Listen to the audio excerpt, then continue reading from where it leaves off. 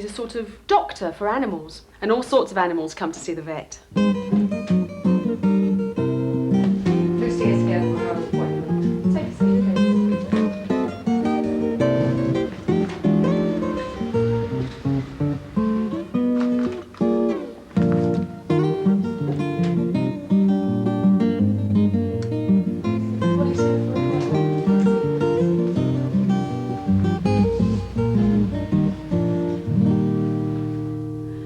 I know.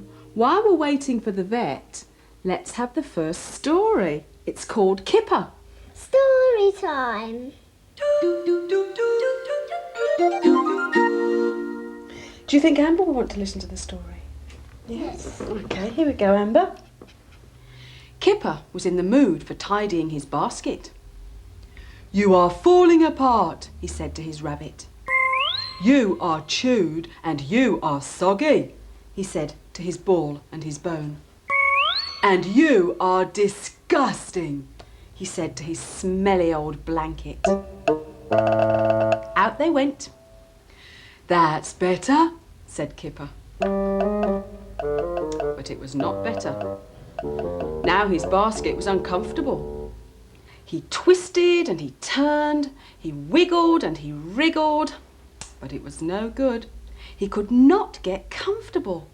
"Silly basket," said Kipper, and went outside. Outside there were 2 ducks. They looked very comfortable standing on one leg. "That's what I should do," said Kipper.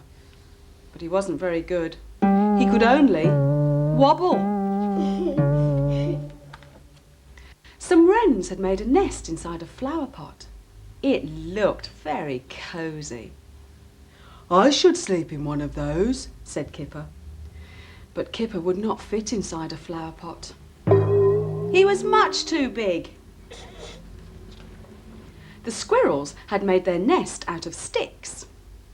"I will build myself a stick nest," said Kipper. But Kipper's nest was not very good. He could only find 3 sticks. The sheep looked very happy, just sitting in the grass. No, that was no good either. The grass was much too tickly. The frog had found a sunny place in the middle of the pond. He was sitting on a lily pad. "I wonder if I could do that," said Kipper. But he couldn't. "Perhaps a nice dark hole would be good," thought Kipper. "The rabbits seem to like them." But it was not a rabbit hole. What's that? A badger. That's right, it's a badger.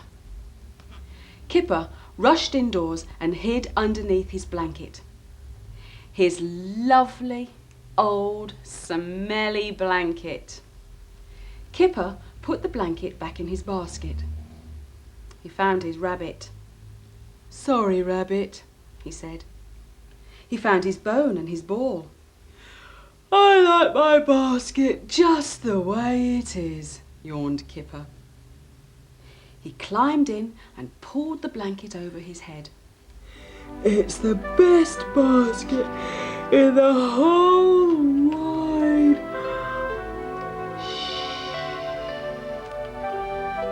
What's he doing?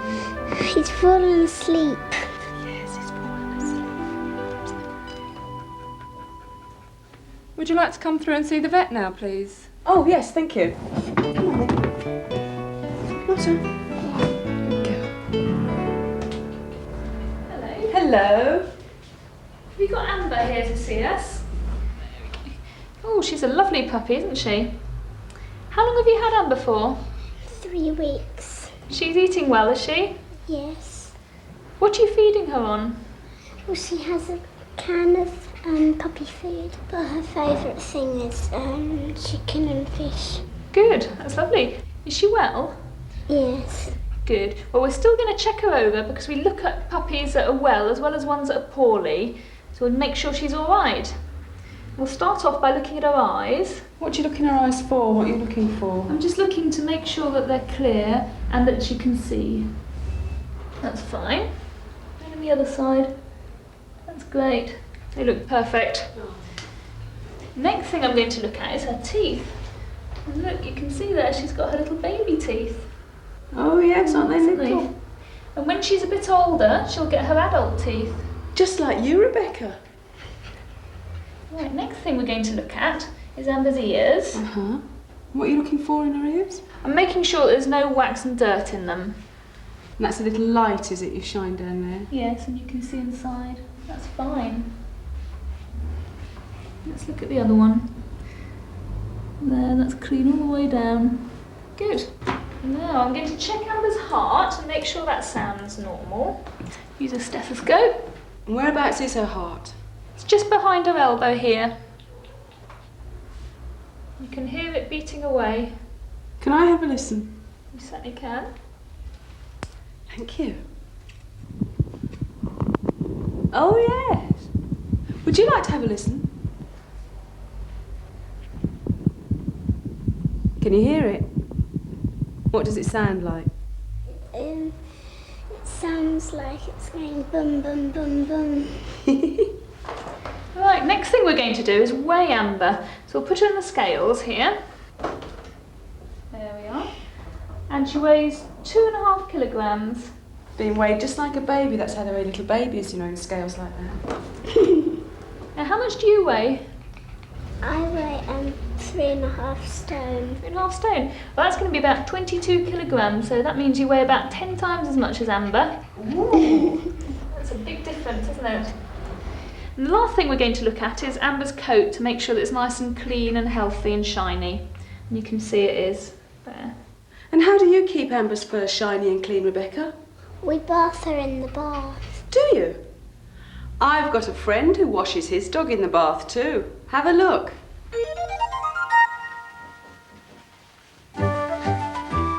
I'm Joe.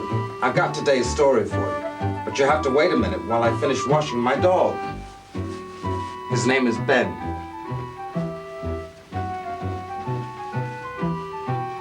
He doesn't like this very much.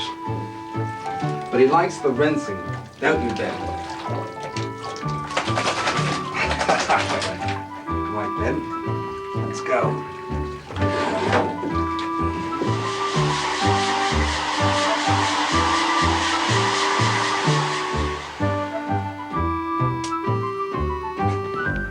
This is one of Ben's favorite stories. It's all about a dog called Scruff. Scruff had a very sensitive nose. He could smell things from a long way off. He could smell squirrels up trees, rabbits in their burrows, and old bones that he had forgotten he had buried deep in the garden. One day at breakfast, Granddad said, "Poof! What's that odd smell?" "Achoo! I can't smell a thing with this cold," said Grandma. "Perhaps it's your egg." Scruff decided to find out what the strange smell could be. He sniffed Granddad's dirty socks and his terrible tobacco. He went into the garden and sniffed the compost heap and the next-door neighbor's bonfire. But there was nothing odd about any of these smells. Just then, Grandma called Scruff to come shopping with her. As they walked past some wet paint, Scruff growled quietly to himself. He did not like paint smells at all. Grandma went into the chemist to buy some cough mixture. "Pooh!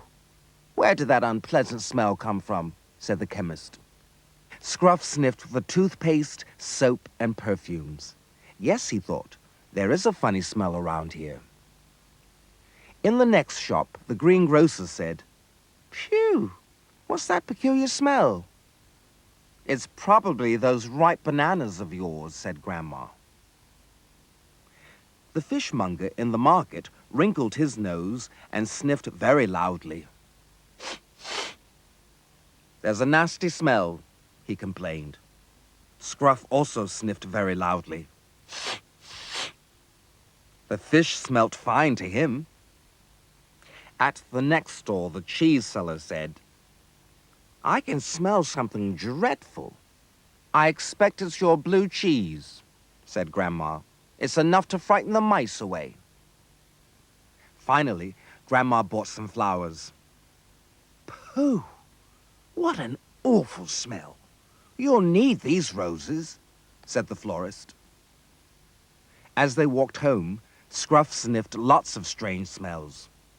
Petrol fumes, unemptied dustbins, mucky shoes, cosseted cats, and an old boot. Could one of these be the smell everyone was complaining about? When they reached home, they found they had 2 young visitors. Pooh! That dog stinks, cried Tim and Debbie. Well, I never, said Grandma. So that's what the smell was. We'd better give him a bath. So they filled a tub with water and put Scruff in it. They scrubbed him and rinsed him and dried him and brushed him until all the odd, peculiar, unpleasant, nasty, awful smells had quite disappeared. At least for a little while.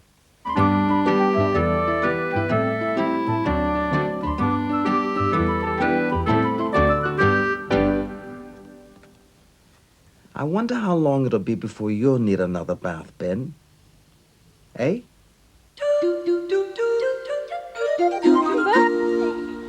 Should we sit down here? Ah, lovely. This old man, he played one. He played knick-knack on my drum with a knick-knack, paddywhack, give a dog a bone. This old man came rolling home.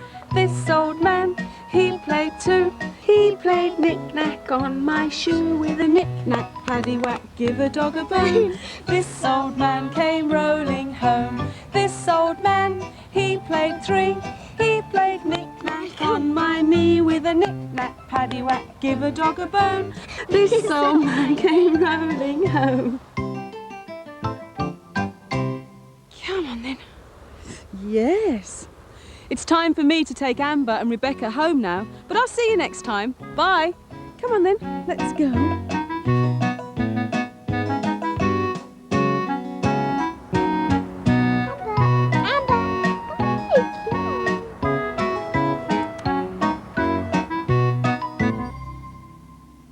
Amber.